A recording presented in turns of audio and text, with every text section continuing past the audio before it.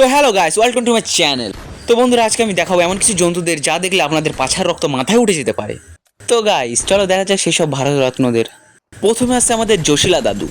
तूने पहली नजर में सनम मेरे दिल को चुराया।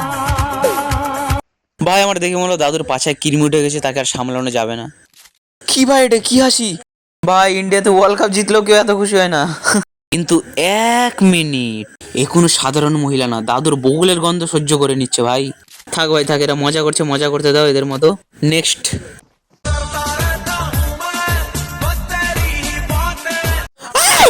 কি ছিল এটা? এটা কি ছিল ভাই? এটা ইচ্ছাধারী নাগিন ছিল। কাঞ্চনার সৎমা।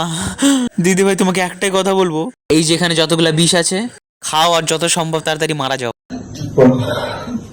একটা কথা বলছি, শোন, আমাদের দুজনকে যে আলাদা করতে আসবে না, আমি নিজের জীবনটা আমি শেষ করে ফেলবো, তুই দেখে নিস।